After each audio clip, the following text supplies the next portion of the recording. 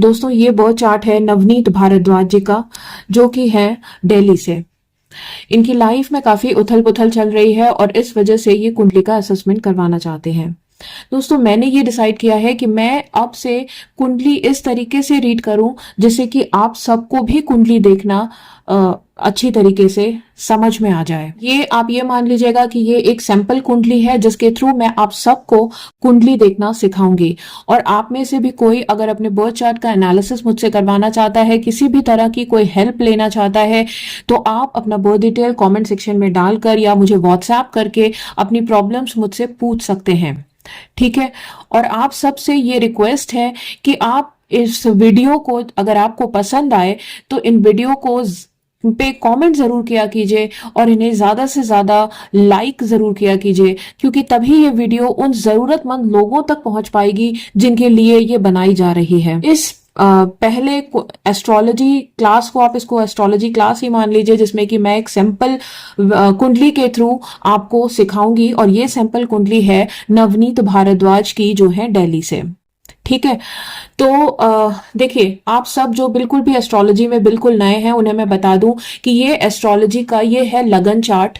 और इसमें टोटल होते हैं 12 हाउसेस, जिसमें कि हम गिनना शुरू करते हैं यहां से। This is the first house, right. इसमें क्या होता है कि हम एंटी क्लॉकवाइज काउंट करते हैं।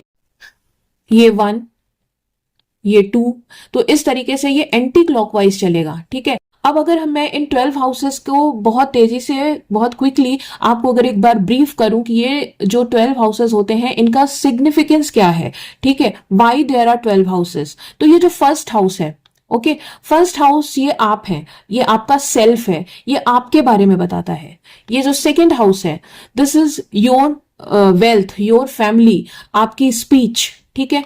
ये थर्ड हाउस है। थर्ड हाउस क्या है? आपकी शॉर्ट ट्रेवल। ठीक है। आपकी शॉर्ट ट्रेवल, आपका छोटे भाई बहन, और आपका जो आजकल सोशल मीडिया है वो हम यहीं से देखते हैं। ये मीडिया जो आती है पूरी, ये मीडिया को भी यहीं से देखते हैं। फ्रेंचाइजी बिजनेस अगर कोई करना चाहता है, करता है, तो उसको भी हम यहीं से चेक करते हैं। ये है फोर्थ हाउस। फोर्थ हाउस क्या बताता है? फोर्थ हाउस है आपका मन, राइट। आपका घर, आपका जो कार, आपका कंफर्ट, आपका हाउस, आपको क्या वर्ड जो कंफर्ट होगा ना, आपकी लाइफ में कितनी लग्जरी होगी, और आपके घर का जो माहौल है, आपके मदर के साथ आपका जो रिलेशन, सब भी हम यहीं से देखते हैं। ये है हाउस नंबर 5। हाउस नंबर 5 क्या बताता है? हाउस नंबर 5 है आपकी एजुकेशन, एंटरटेनमेंट, आपका रिक्रिएशन, आपका फन, राइट। और यहां से जो है आपका पूर्व पुण्य भाव भी इसको कहा जाता है। आपके पास्ट कर्मा में आपने कितने अच्छे कर्म किए, उसी के हिसाब से यहाँ प्लैनेट्स बैठे आपको मिलते हैं। ओके। उसके बाद ये है हाउस नंबर 6। इसको रोग, ऋण और शत्रु का हाउस कहा जाता है। फाइन। यहां से ही हम नौकरी भी देखते हैं, जॉब वगैरह भी यहीं से देखते हैं। ये है हाउस नंबर 7। हाउस नंबर 7 आपके पार्टनरशिप का हाउस है, आपके स्पाउस का हाउस है। आपका जो, अगर आप पार्टनरशिप में या रिटेल जो बिजनेस होता है, वो भी हम 7th हाउस से ही देखते हैं। ये है हाउस नंबर 8। हाउस नंबर 8 से हम क्या देखते हैं? हाउस नंबर 8 में हम बेसिकली इसको रिसर्च एक्टिविटी, जो छुपी हुई शास्त्र, छुपी हुई विद्याएं, उससे जुड़े हुए चीज, डीप रिसर्च, साइंटिस्ट, इस तरीके के जो, या ऑकल्ट, या इस जो छुपी हुई रहस्य वही जो रिसर्च वगैरह का फील्ड होता है, ये इसको हम पीड़ा का हाउस भी कहते हैं। ये आपकी जो है, इससे आपकी लॉन्जिविटी, आपका डेथ हाउस भी इसको कहा जाता है। और उसके बाद है, ये है 9th हाउस। 9th हाउस क्या बताता है? 9th हाउस आपके लक का हाउस है, आपका हायर एजुकेशन। ठीक है। आपका, आपके फादर, ये सारी चीजें। ये आपने जो 5th हाउस देखा, ये 5th हाउस, ये आपका, आपने क्या एक्टिविटीज की पास्ट में, राइट। ये आपका पूर्व पुण्य भाव है। यानी इस हाउस से आपने ये देखा कि आपने पास्ट में क्या किया, लेकिन इस हाउस से, इस 9th हाउस से आप ये देखते हैं कि आपके एंसेस्टर्स आपके लिए क्या छोड़ के गए हैं। ये आपका लक है। ठीक। ये है आपका 10th हाउस। 10th हाउस जो होता है, ये है आपका फेम, आपका स्टेटस, आपका प्रोफेशन, राइट। इसके बाद ये है 11th हाउस। 11th हाउस जो है आपके गेन्स के हाउस को कहते हैं। यहां से आपकी सोशल नेटवर्किंग, एनजीओ, आपका इस तरह की जो फिलॉन्थ्रोपिक एक्टिविटीज होती हैं, ये सारी चीजें 11th हाउस से देखी जाती हैं। और ये है आपका 12th हाउस। 12th हाउस जो है ये आपका बताता है कि टोटल आपका जो एक्सपेंडिचर है, आपके खर्चे, आपका हॉस्पिटलाइजेशन, आपका जेल यात्राएं या फिर आपका फॉरेन सेटलमेंट, ये सब कुछ भी हम 12th हाउस से देखते हैं। तो दोस्तों ये मैंने आपको एक क्विक रिव्यू दिया कि ये ऑल 12 हाउसेस क्या बताते हैं, ठीक है। अब एक चीज इसमें देखने लायक है कि अगर आप यहाँ पे देखें तो आपको यहाँ पे कुछ नंबर्स लिखे दिख रहे हैं, है ना। ये देखिए यहाँ पे 2, ये 2 लिखा है, इसका मतलब है ये टॉरस लगन की कुंडली है, ठीक। ये 2, 3, 4, 5 और यहां से ही काउंटिंग चल रही है। देखिए ये एंटी क्लॉकवाइज ही काउंटिंग चल रही होती है, ठीक है।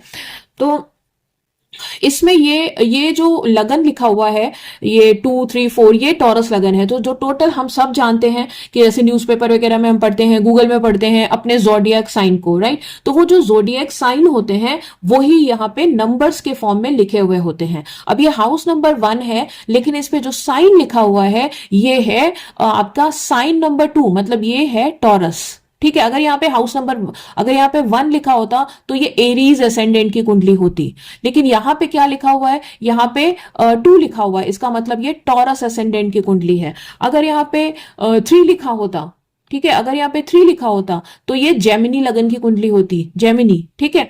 तो इसी तरीके से अगर यहाँ 4 लिखा होता, 4 लिखा होता तो ये कैंसर लगन की कुंडली होती, 5 लिखा होता तो ये लियो लगन की होती। तो इस तरीके से जो भी नंबर लिखा है, ये फर्स्ट हाउस जो है ये होता है एसेंडेंट का हाउस, फाइन। तो ये जो भी यहां पे जो नंबर लिखा है इसका मतलब है ये उस जोडियक एसेंडेंट की कुंडली है। अगर यहाँ पे 2 लिखा है तो ये टॉरस असेंडेंट है, ठीक है। तो अब ये समझते हैं कि अब हम इस कुंडली को देखते हैं और ये समझते हैं कि इस कुंडली में आखिर क्या ऐसा है कि जो नेटिव है उसके लाइफ में इतनी प्रॉब्लम चल रही है। तो देखिए, जब भी आपके सामने कोई कुंडली आती है तो सबसे पहले आपको क्या करना है, सबसे पहले तो आपको ये देख लो भाई कि आपका एसेंडेंट कौन सा है। उसके बाद आपको क्या करना होता है कि आप ये चेक करो कि महादशा या दशाएं किसकी चल रही हैं। ये जो डेट्स लिखी हुई है ना, ये है आपकी एंडिंग डेट्स कि कोई चीज, ये जो दशा है वो खत्म कब हो रही है। जैसे यहां पर आप देख सकते हैं कि ये वीनस की दशा है, ठीक है। वीनस की दशा है जो 2036 में खत्म हो रही है। तो इसका मतलब है ये शुरू कब से हो रही है, जब ये केतु की दशा खत्म हो रही है उसके बाद, यानी इसका मतलब हुआ कि 18 मई 2016 से शुरू हो रही है और ये खत्म होगी 36 में, वीनस की दशा, ठीक है। वीनस की दशा 20 इयर्स तक चलती है, 20 साल की होती है ये दशा, ठीक है। तो इस समय जो इनकी करंट दशा है वो चल रही है वीनस की दशा, ठीक है।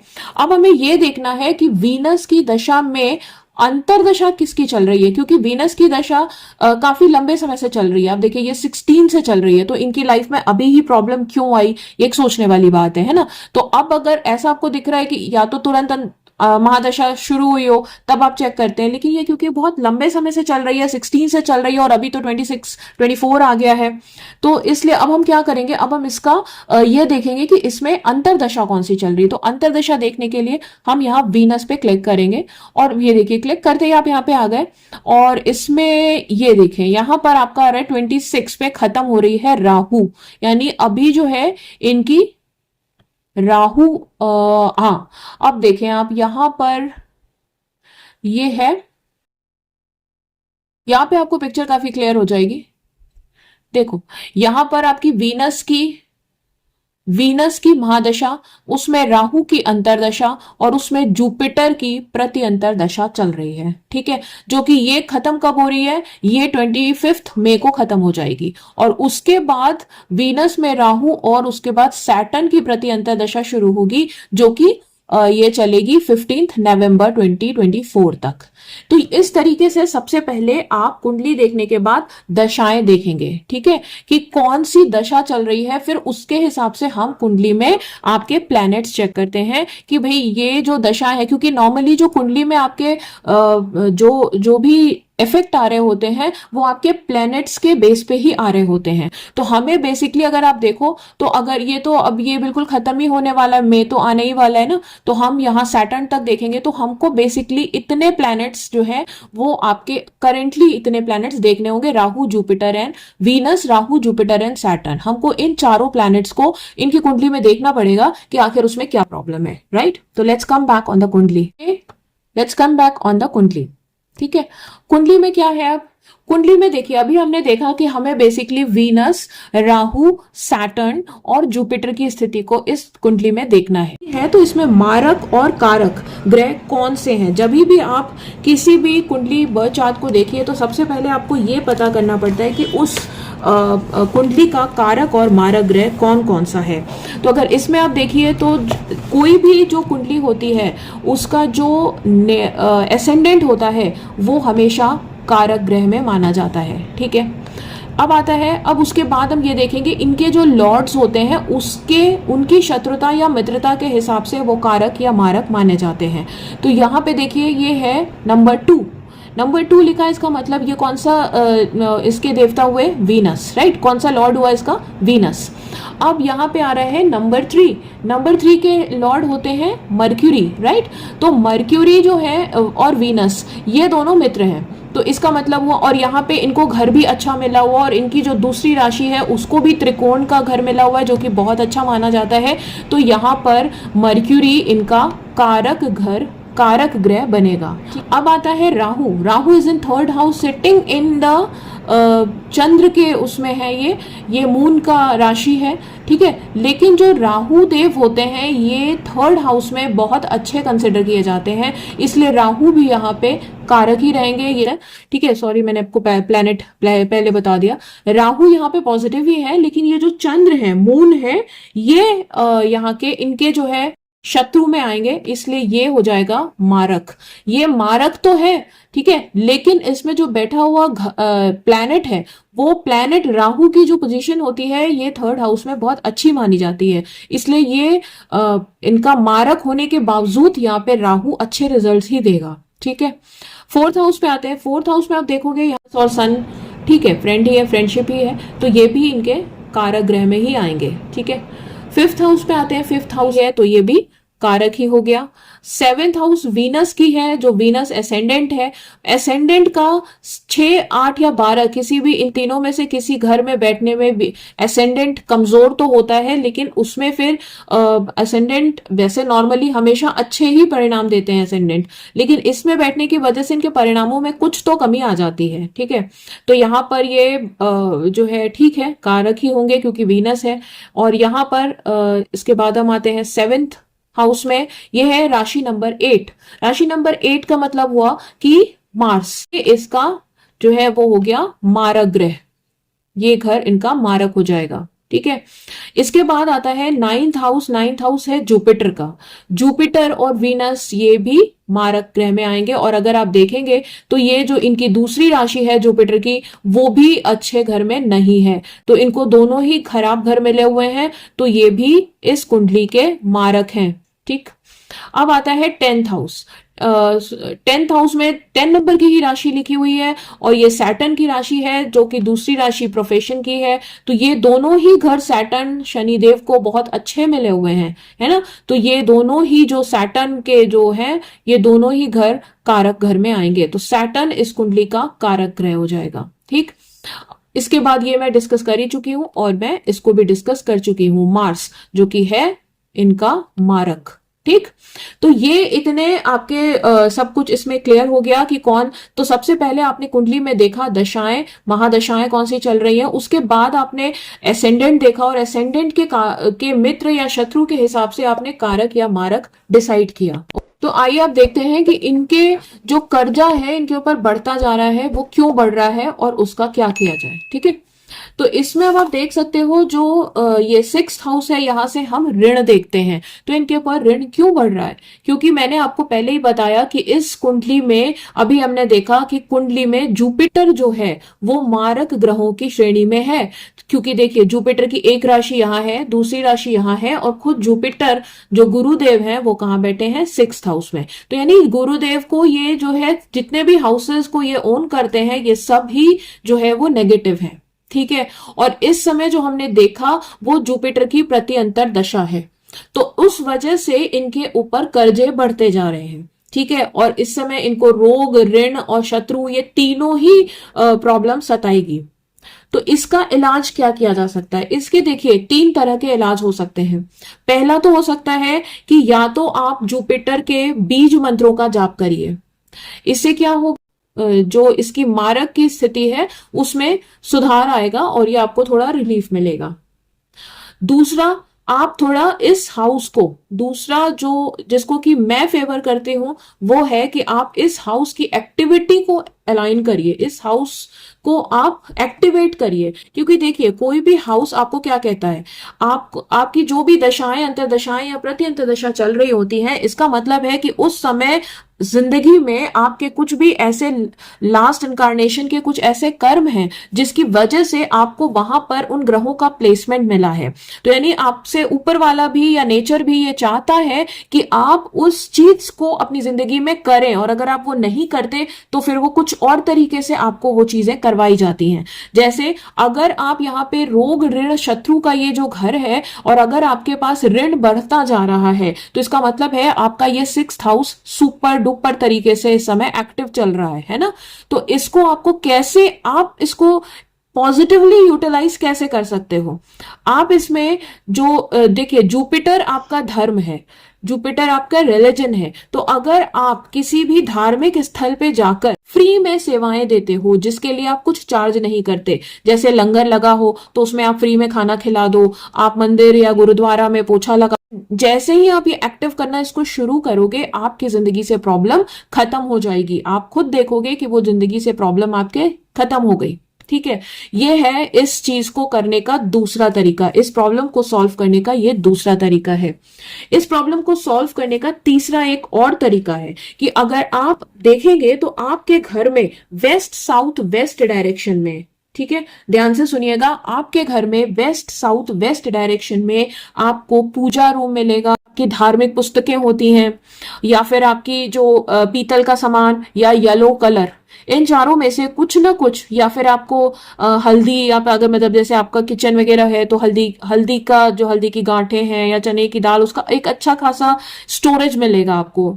ठीक है, तो ये इस वजह से जो है यहाँ पे आपका इस चीज को आप अपने घर में चेक करो कि वेस्ट साउथ वेस्ट में क्या आपके ये सारी चीजें हैं जो मैंने कही, अगर है तो प्लीज कमेंट सेक्शन में जरूर बताना कि आपके घर में ये सारी चीजें मिली, और अगर आपके घर में ये सारी चीजें मिल रही हैं तो आपको वहां से इसको शिफ्ट करना होगा। शिफ्ट करके आप कहाँ ले जाएंगे वो मैं आपको तब बताऊंगी जब आप कमेंट सेक्शन में मुझे ये बताएंगे कि आपको आपके घर में ये सारी चीजें मिली हैं। इसके बाद देखिए इनकी जिंदगी में और जो शुक्र की महादशा चल रही है ना, तो शुक्र की महादशा चल रही है, शुक्र जो है एसेंडेंट इनका बना बैठा है, लेकिन शुक्र की जो बाकी दोनों राशियां हैं, है ना, खुद जो शुक्रदेव है वो 8 नंबर हाउस में है, और दूसरी इनकी जो राशि है वो यहाँ पर 6 नंबर हाउस में है। तो ये तीनों, ये जो दोनों स्थिति है ये ठीक नहीं है ना। यहां पर आप एक चीज और नोटिस करेंगे, यहां पर एक बहुत ही इंटरेस्टिंग चीज है जो मैं बताना चाहूंगी, और अगर इस टॉपिक पे आप अलग से वीडियो चाहें तो कमेंट जरूर करिएगा कि यहां पर परिवर्तन योग बन रहा है, राशि परिवर्तन योग। इनकी कुंडली में 2 बार राशि परिवर्तन 2 जगहों पे हो रहा है। अगर आप सबको राशि परिवर्तन योग समझना है तो प्लीज कॉमेंट सेक्शन में जरूर बताइएगा, मैं उस पर एक सेपरेट वीडियो बना दूंगी। ठीक है, यहाँ पे मैं आपको इसका एग्जाम्पल देके बता रही हूं कि ये देखिए, ये है राशि नंबर 5 और ये है राशि नंबर 8। राशि नंबर 5 का जो लॉर्ड होता है वो होते हैं सन यहां बैठे हुए हैं। ठीक है, और राशि नंबर 8 के जो लॉर्ड होते हैं वो होते हैं मार्स यहां बैठे हुए। तो ये क्या हो रहा है, they have interchanged their house, है ना।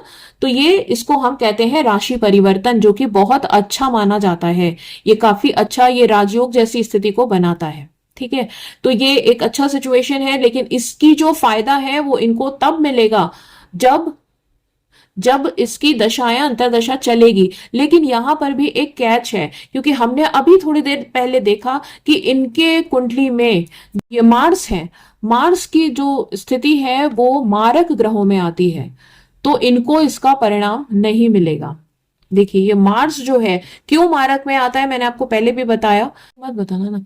अच्छा, अब आप इसमें देखेंगे राशि परिवर्तन योग, यहाँ पे राशि परिवर्तन विपरीत राजयोग जैसी स्थिति लग रही है। देखिए ये है 7 नंबर राशि, ये है 9 नंबर राशि। 7 नंबर राशि का लॉर्ड वीनस वो बैठा हुआ है 8 नंबर हाउस में, और 9 नंबर राशि का लॉर्ड बैठा हुआ है आपके 6 नंबर हाउस में। तो ये क्या है, ये विपरीत राजयोग जैसी स्थिति बन रही है। ये दोनों ही हाउस खराब है ना, ये दोनों ही हाउस हमारी जिंदगी में पीड़ाएं लाते हैं। ये रोग ऋण लाता है, तो ये छुपे हुए बीमारियां, छुपे हुए सारी चीजें लेकर आता है, प्रॉब्लम्स ही लेकर आते हैं ये दोनों हाउस। तो अब ये दोनों हाउस के लॉर्ड इंटरचेंज हो गए हैं। इसका क्या मतलब है, इसका मतलब ये है कि ये दोनों हाउस जो है वो एक दूसरे को के प्रभावों को कम करने में लगे रहेंगे। तो जिसका अल्टीमेट, वो कहते हैं ना, 2 की लड़ाई में तीसरे का फायदा, तो इन दोनों की लड़ाई में फायदा जो है वो किसका होगा, नेटिव का, है ना। लेकिन इनका यहाँ पे फायदा क्यों नहीं हो पा रहा है, इसलिए क्योंकि यहाँ जुपिटर भी बैठा हुआ है। तो जुपिटर की वजह से जो है इनका जुपिटर, क्योंकि कहते हैं ना कि गुरुदेव जहां बैठते हैं वहां की चीजों पे को दिए तले अंधेरा बोला जाता है ना। तो जुपिटर जहां बैठते हैं वहां पे ये अच्छा असर नहीं देते, इसलिए भी इनका रोग शत्रु यहाँ पे बढ़ रहे हैं। तो ये इसका जो रेमेडी मैंने इनको बताई वो इन्हें करनी पड़ेगी, वो तभी अच्छे से एक्टिव हो पाएगा। यहाँ पे देखें आप, इनका एक और इंटरेस्टिंग सा इसमें दिख रहा है, ये 9th हाउस में जो केतु प्लैनेट का बैठना। 9th हाउस में जो केतु होता है ये हमें ये बताता है कि हमें कुछ तो पितृ की शांति के लिए करना है ना। ये पितरों की शांति की आवश्यकता को बता रहा है। तो आपको करना क्या चाहिए, पितृ शांति के लिए कोई बहुत बड़ा हवन और पूजा पाठ करने की जरूरत नहीं है।